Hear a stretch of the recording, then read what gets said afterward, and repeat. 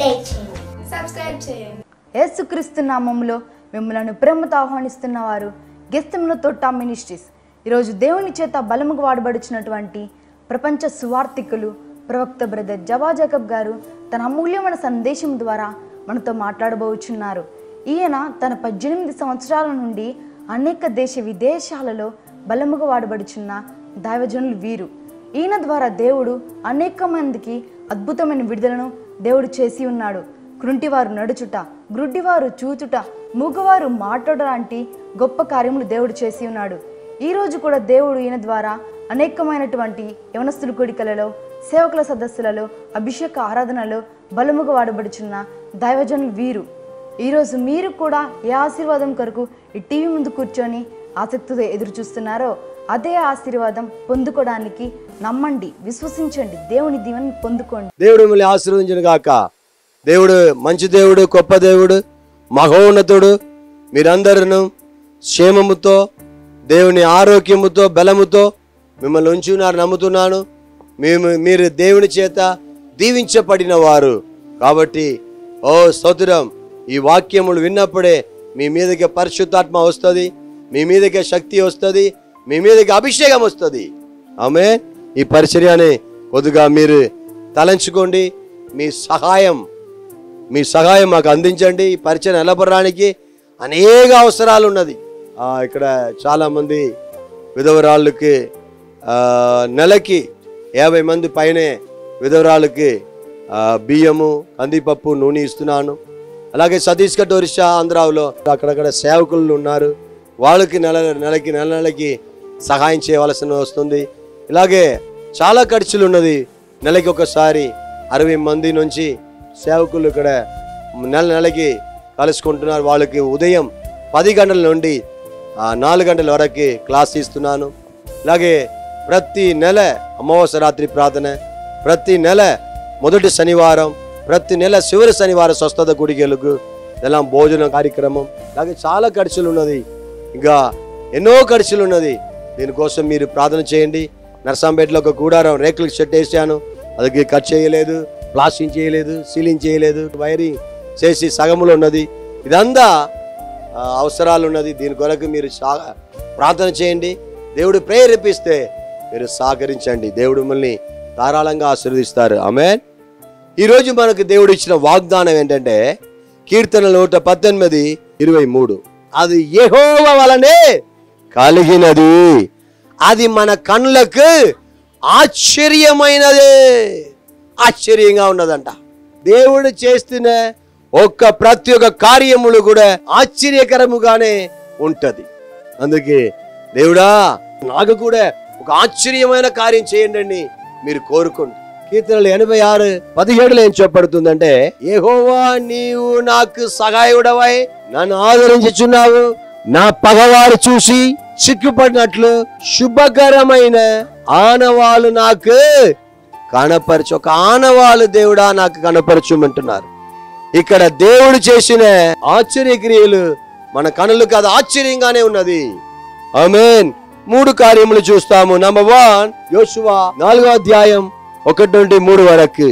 జనులందరూ యోర్దాను తాడుట తుడముట్టిన తర్వాత యెహోషువతో ఇలాగే చలవిచ్చాను, ప్రతి గోత్రములకు ఒక్కొక్క మనిషిని చెప్పున 12 మనుషులు ఏర్పరిచి యాజకులు కాలు నిలిచిన స్థలమున యోర్దాను నడుము నుండి 12 రాళ్లను తీసి వాటిని యువతలకు తెచ్చి మీరు ఈ రాత్రి బస చేయి చోట వాటిని నిలువపెట్టుడని వారు ఆజ్ఞాపించును.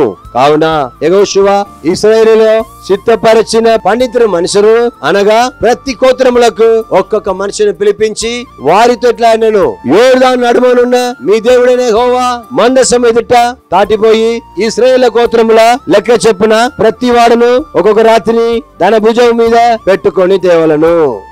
ఆమేన్. ఇక్కడ చూడండి ఎన్ని రాత్రులు ఇక్కడ ఉన్నది, 12 రాత్రులు.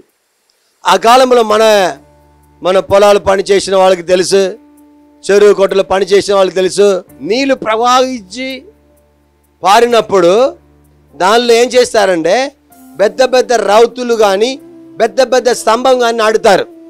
ఎందుకు? అక్కడ ఏమేను వస్తూ ఉంటే అది అట్టుగా ఉంటుంది. 2 అది పట్టుకొని ఆడితే సైడ్ వెళ్ళవచ్చు. 3 అది ఎంత స్పీడ్గా వెళ్తుంది. ఎలాగే చాలా కార్యంలో అట్టుగా స్పీడ్ తక్కడానికి కొరకు అలా పెడతారు. అలాగే 12 రాళ్ళు ఉండేది.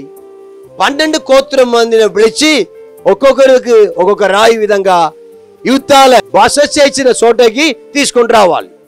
అప్పుడు ఆ కాలంలో మోయడానికి ఎంత బలం కలిగి ఉన్నారు చూడండి. 12 రాళ్ళు అది ఎలా ఉన్నదంటే పక్కకు వాలి ఉన్నది. అది కనిపెట్టి అది తీసుకొని వచ్చి అక్కడికి ఏం చేశారు, యోర్దాను అవతాల ఆ నది తీరమున వాళ్ళకి సాక్షిగా నిలబెట్టారు. ఆమేన్, ప్రైజ్ ది లార్డ్. మన జీవితం ఈరోజు పక్కకు వాలి ఉన్నదా, సాక్ష్యం వాలి ఉన్నదా? ఈరోజు మిమ్మల్ని నిలబెట్టబోతున్నారు. అది మీ కళ్ళకు ఆశ్చర్యంగానే ఉంటది. హల్లెలూయా. ఈరోజు చాలా మందిని చూసినట్లయితే మన జీవితం, మన బ్రతుకు, మన మాటలు, మన క్రియలు, క్రిస్టియానిక జీవితం అంతా బైబిల్ చదవడం లేదు, ఏమీ లేదు, ప్రార్థన లేదు, అలాగే వాలి ఉన్నది, పక్కకు వాలి ఉన్నది, దేవుడి సన్నిధి నుంచి దూరం అయిపోయినది. కానీ అది కూడా దేవుడు తీసుకుని వచ్చి మిమ్మల్ని నాటి స్థిరపరచబోతున్నారు. ఆమేన్. 1 సామువేల్ 17వ అధ్యాయం 40వ వచనం. తన కరచేత పట్టుకొని ఏటి లోయల నుండి 5 నున్నటి రాయిలను ఏరుకొని తన ఎత్త ఉన్నకములో ఉంచుకొని వడిసిలు చేత పట్టుకొని ఆ ఫిలిష్తీయుడిని ఆ ఫిలిష్తీయుడి దగ్గరికి వెళ్ళాడు. ఫిలిష్తీయ గోలియాత్ దగ్గరికి. My dear brother and sister, ఒక దావీదు 17 years old, ఆయన ఇప్పుడు బాలుడు, లేకపోతే ఒక మంచి పచ్చ యవనస్తుడు. ఆయన ఏం చేస్తున్నారు, ఇప్పుడు గోలియాత్ దగ్గరికి వెళ్తున్నారు. ఒకరోజు సింహం వచ్చింది, ఒకరోజు ఏనుగు బండి వచ్చింది, నన్ను అతను చీల్చివేశాను, ఈ సున్నతి లేని గోలియాతు ఏ పార్టీ వాడు అని 5 నున్నటి రాళ్ళు. My dear brother and sister, మిమ్మల్ని వెలివేసిన, తీసివేసిన, లేకపోతే మిమ్మల్ని పట్టించుకోక ఉన్న మిమ్మల్ని దేవుడు వాడుకోపోతున్నారు. హల్లెలూయా. గుర్తుగా దేవుడు మిమ్మల్ని మార్చబోతున్నారు. ఆమేన్. అది గుర్తుగానే తీసుకొని వస్తున్నారు.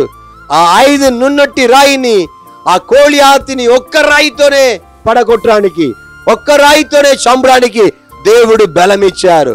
ఆయన చేసిన ఆశ్చర్య క్రియలు, ఆయన చేసిన కార్యములు మా కనులకు ఆశ్చర్యకరంగా ఉన్నది. ఈ నున్నటి రాయి వలన ఆయన ఎలా పడిపోతారు, అది యెహోవా వలన కలిగినది. ఆమేన్. దావీదుని చిన్నటి వాడు దావీదు, కానీ గోలియాతు చాలా 8.5 అడుగులు ఎత్తున్నవాడు, మంచి బలాక్తుడు, మంచి యుద్ధ సన్నద్ధుడు, మంచి బలిష్టంగా ఉన్నవాడు. కానీ దావీదు అడవిలో ఆహారం లేక గొర్రెలకి వెనకాలే ఆయన వెళ్తున్నారు. కానీ ఆ దావీదుతో ఎవరున్నారు, రాజులకు రాజు, ప్రభువులకు ప్రభు యేసు ఉన్నారు. మీతో కూడా ఆ నున్నటి రాళ్ళతో గోలియాతుని పతనం చేశారు. ఈ రోజు కూడా మీకు విరోధంగా ఏమేమి వస్తుందో మీలో ఉన్న ఆయుధమైన వాక్యం, ప్రార్థన పట్టుకుని మీరు కూడా పతనం చేయవచ్చు. ఆమేన్. 3వదిగా న్యాయాధిపతి 9:53, ఒక స్త్రీ అబీమెలెకు తల మీద తిరుగట్టు మీది రాతిని పడవేసినందున ఆ కపాలము పగిలిను. ఆమేన్.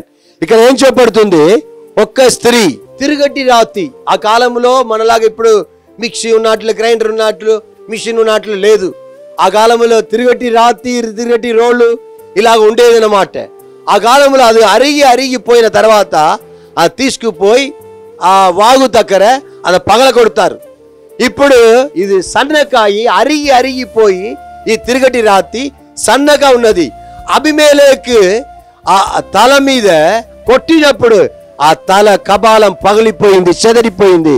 My dear brother and sister, మీకు చిన్న ఆయుధమైనా కూడా సరే దేవుడు పెద్ద కార్యం మీ ద్వారా చేయబోతున్నారు. ఆమేన్. హల్లెలూయా. ఈ రాత్రిని తీసుకొని అబీమెలెకు తల పగల కొట్టినట్లు అబీమెలెకు శరీర క్రియల్ని, మామిషమైన శరీర క్రియలని తిరుగట్టి రాతి అయిన యేసయ్య వాక్యమును మీరు పట్టుకోవాలి. తిరుగట్టి రాత్యమైన ఉపవాసముని మీరు పట్టుకొని మీరు అందులో కొట్టినట్లయితే అది కాలిపోతుంది, చెదరిపోతుంది, పారిపోతుంది. యేసు నామములో మీకు విడుదల కలుగుతుంది. ఆమేన్. అది యెహోవా వలన కలిగినది.